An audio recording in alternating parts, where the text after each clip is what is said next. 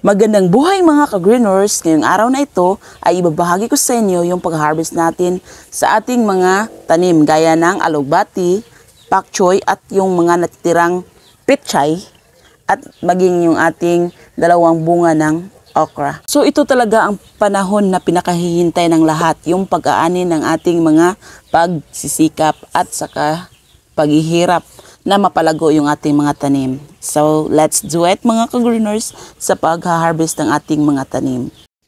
So, kita nyo naman mga ka-greeners, sobrang taas na ng ating alugbati. Ayan o. So, kailangan natin itong putulin para magkaroon naman siya ng panibagong stem na nagbibigay panibagong dahon. So, dapat kapag nag-harvest kayo mga ka-greeners, dapat umaga para yung mga in-harvest natin ay presko pa. So, kita nyo naman, oh.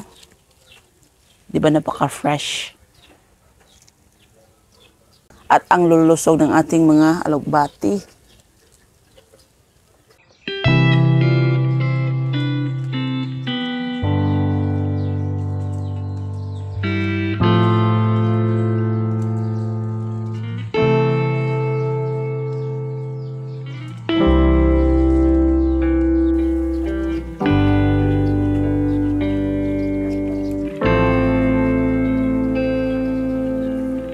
Kitang-kita nyo mga ka-greeners, oh.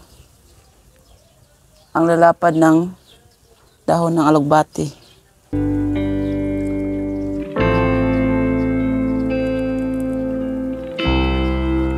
Yan, oh, ang haba. Maging dito rin ay, ayan, oh, gumagapang siya. Ayan. So, kailangan natin itong putulin para hindi na siya masyadong mataas.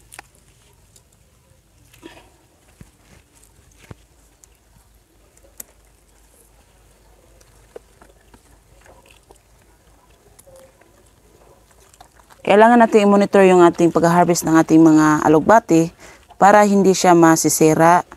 Dahil kapag medyo matanda na siya at hindi mo napapansin, baka abutan tayo ng pagkasira niya. Sayang naman, di ba mga ka-greeners? Yan, oh.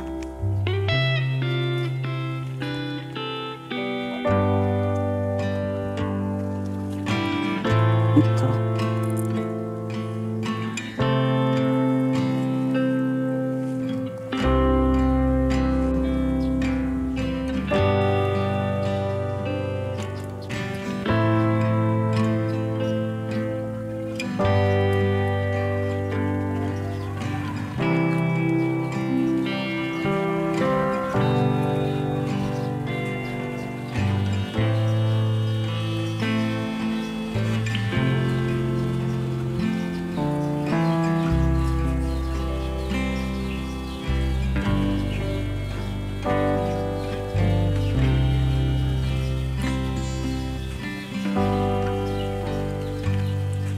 At dito naman tayo sa ating mga natitirang pechay mga ka-greeners. Kitang-kita nyo naman, oh.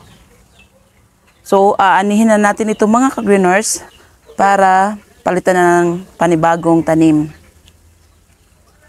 Dahil nauunahan na tayo ng mga uod, so aalisin na lang natin ito mga ka-greeners para naman may kaunti pa tayong makukuha at makakain.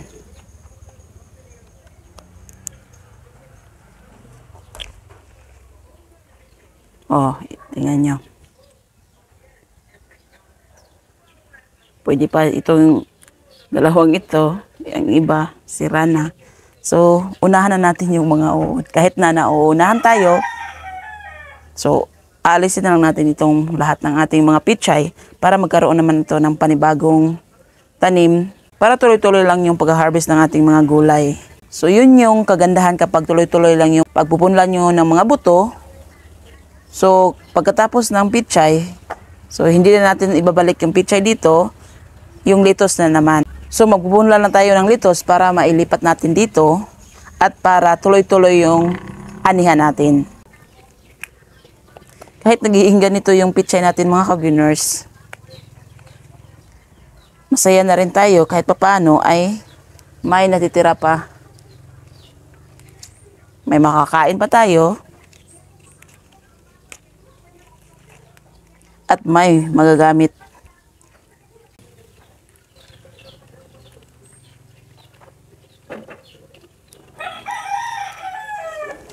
So kailangan lang natin tanim ng tanim para unli supply ng gulay ang ating maaani.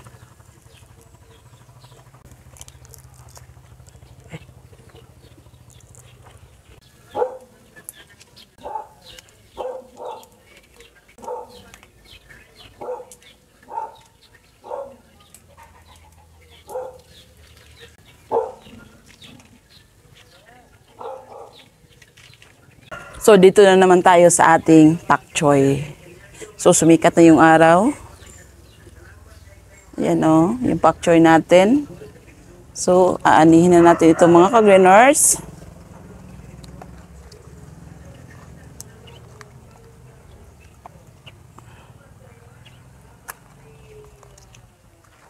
Ayan, yung pak choy, itsura ng pak choy. Ang sarap ng pak choy mga ka-greeners.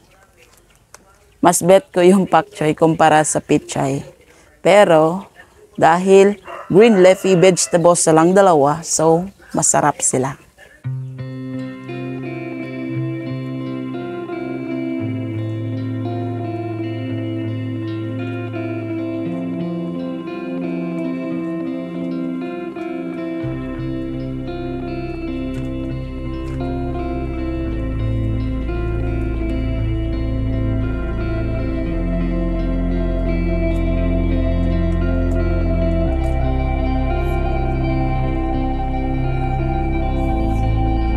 Ay, by the way mga ka-greeners, ibabahagi ko nga pala sa inyo yung pagtatanim ng ating talong. Yung talong ko kasi hindi ko na ibahagi sa inyo yung pagpupunla, yung pagtatanim na lang ng talong, yung ibabahagi ko sa inyo sapagkat ang taas na ng mga naipunla ko. Ito sila oh. So ayan yung mga talong natin mga ka-greeners. So ang haba na ng ating talong, so kailangan natin itong ilipat sa mga sako para magkaroon naman tayo ng talong sa garden. Yung iba kong lettuce, ayan oh. Yung mga ipinunla kong lettuce, ito na sila. Ayan. So, magtatanim muna tayo ng talong.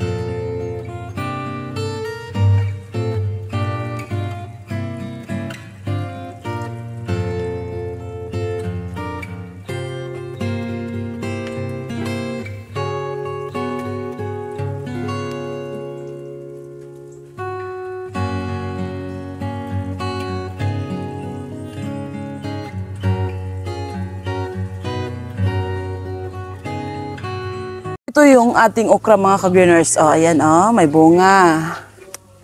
Oh. Yes, thank you. May bunga. Makakain na tayo mga ka-greeners. 1, 2, 3, 4, 5. 5 puno ng okra. Kapag tuloy-tuloy yung pagbubunga nila, ayan oh, may paparating na bunga. Saka ayan, may bunga pa ito. Pero medyo maliit pa yan. Dito may bulaklak. Ito. Ayan o. Ayan. So ito ang kagandahan mga ka-greeners kapag may tanim tayong okra. Dahil kapag tuloy-tuloy lang yung pagtubo ng ating mga okra, I'm sure marami tayong unli supply ng okra. So masarap kumain ng okra dahil sa mga benepisyong makukuha natin dito. Kaya kayong mga ka-greeners, kahit sa mga paso o balde, magtanim na rin kayo ng okra. Okra.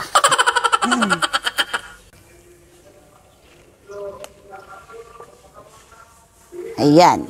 Kahit na dalawa lang itong mga ka-greeners, okay lang. Dahil sa susunod na araw, may paparating naman na bunga. Ito, tsaka ito, silang lahat. Magkakaroon yan ng bunga, so unli supply na ng okra. Sana ay nagustuhan niyo ang pag-harvest natin mga ka-greeners. Diba walang ibang nakapagpasaya sa atin bilang isang mahilig magtanim, kundi yung pag-aani ng ating mga paghihirap, pagsisikap, at pagpupursige na magkaroon ng unli supply ng mga gulay na galing mismo sa ating bakuran. Thank you for watching. God bless and happy gardening! Bye! So ito yung mga naani natin mga ka-greeners. Ang daming naani natin sa ating munting garden. Di ba napakasaya mga ka-greeners kapag anihan na ng ating mga tanim.